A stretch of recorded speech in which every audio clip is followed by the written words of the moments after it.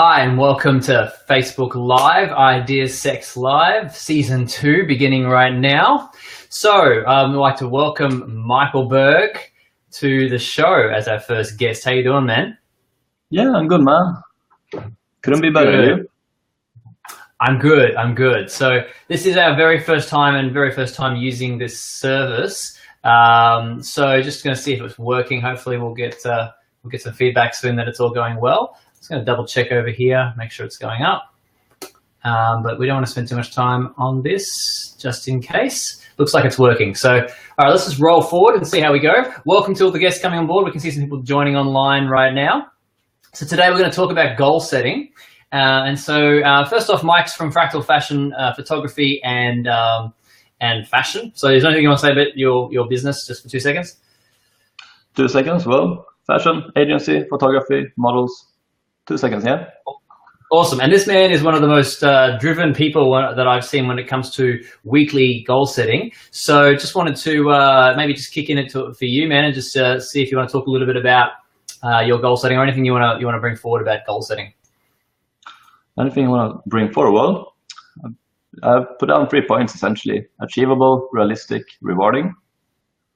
So achievable, having goals incrementally. So something that's really within your reach, and being realistic. 80% is if you can't do it 100%, that's fine, because it's usually you don't get 100% on a weekly goal because it's something you do all the time. So some failure is to be expected, right? And when you actually do reach 100%, you give yourself a reward for actually maintaining the short term. Okay, got it. Cool.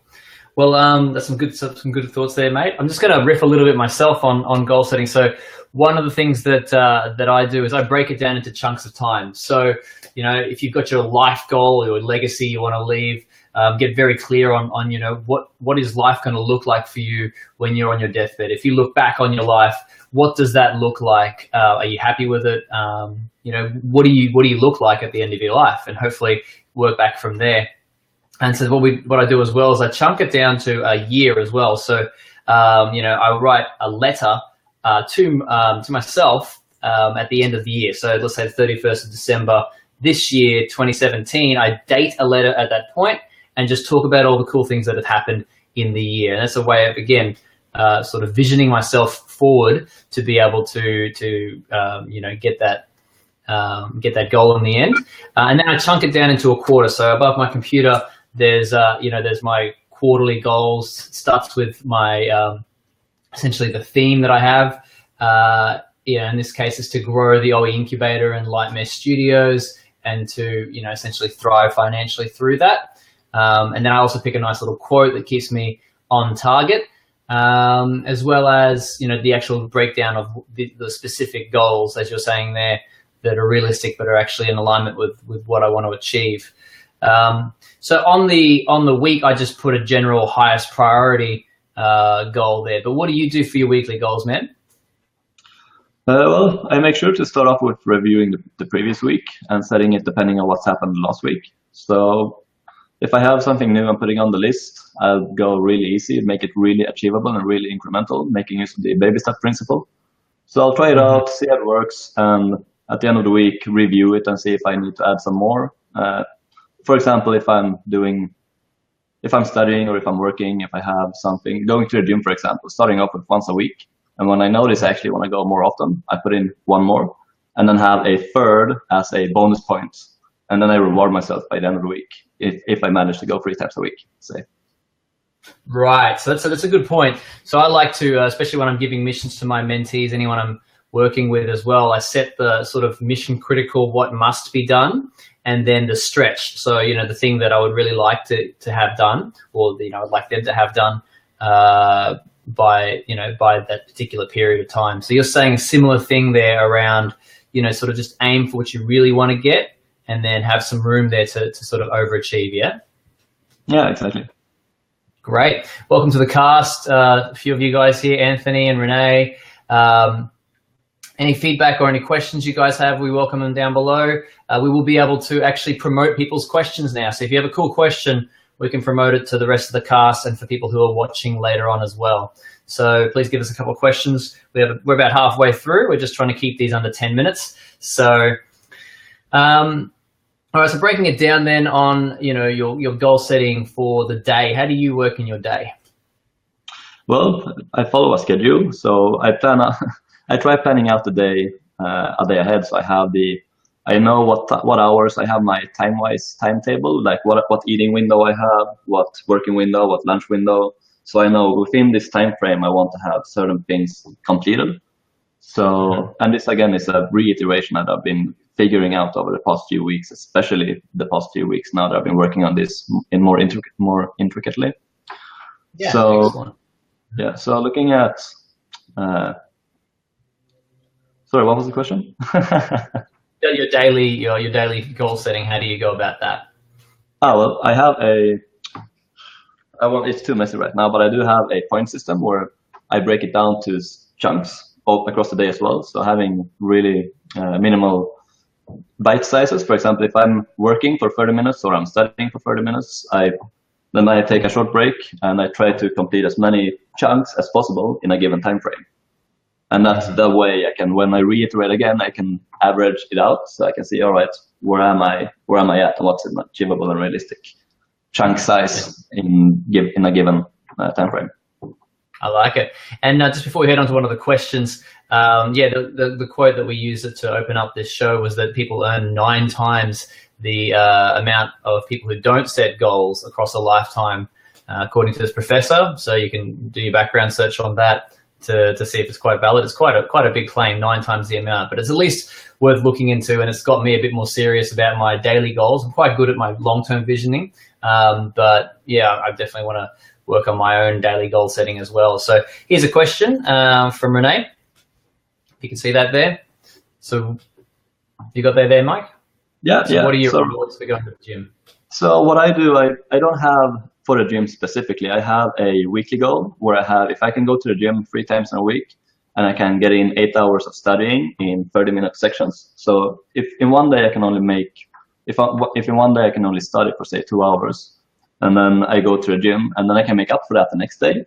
And if I meet 8 hours of studying in total in 1 week, then and also going to the gym 2 times and having say what has been I've been doing stretching and yoga and stuff like that in the morning as well.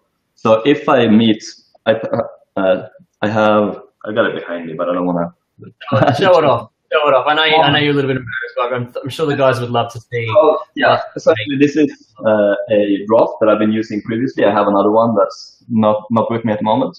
So I'll put up a given like this in the work section. I have 1, 2, 3, 4, 5 represents 30-minute bursts. And then I have studying and actual working. This is mine, and this is Natalie's. So anyways, once I've reached a certain number on each of them, I will put in an extra bar. And if I can reach the extra bar on each of the sections, then I get a bonus weekly allowance of $50 that I can spend however I want. It's really tiny, but it gives you that extra burst, the extra boost. Any kind of financial benefit is going to pull at most people's strings of motivation. So that's cool. Thanks for your question there, Renee. Another question from Saga. I'll put it on screen before we wrap up the cast. So any morning rituals that we both practice to help us with our goal setting? Yeah, so I have a very, very, I'd like to say, I don't like using the word strict, but it's elegant, my morning ritual. And it is actually a morning ritual that I call it. So I wake up and I make sure I connect in some form of intimacy pretty shortly after waking to make sure that if I'm if I'm in bed with a lover, then obviously I connect with that person in some kind of form of intimacy. Then I move into reading my daily meditation. So I'm studying Stoicism, and I have a daily, like a 365-day meditation that I go through. Then I go down and make myself a coffee and start doing some pull-ups. So I do 5 pull-ups to start off the day, and then over the course of the day, I'll do at least 3 sets of those 5 pull-ups. And I also go through my ritual sheet. So I have like a success sheet, which covers 8 powerful questions to set myself up well for the day, to have my show up and give back and essentially just confirm why I'm here for myself, so that I can have some kind of direction there. Yourself? I'm actually very similar in your approach as well. I do yoga in the morning, and I do a part of my routine. I used to have a separate meditation section and a separate stretch section, and then I figure out yoga is bloody awesome, man. You're stretching and you're meditating at the same time. That kind of recalibrates my mind, and as I'm stretching, I'm thinking about my kind of meditating on the day ahead, because the yoga becomes such a practice that it's in the spine in a way, so you don't really think, you're just letting your mind wander. And meditating while stretching on the day ahead, and also having the board, the points board ahead, so I know I kind of have it in top of mind, so I'm kind of subliminally programming my mind as I'm watching that and just stretching and going through. And when I'm done with that, I can check off I've done my meditation, I've done my stretching, and then I grab my coffee and I enter my eating window, which is between 12 and 8.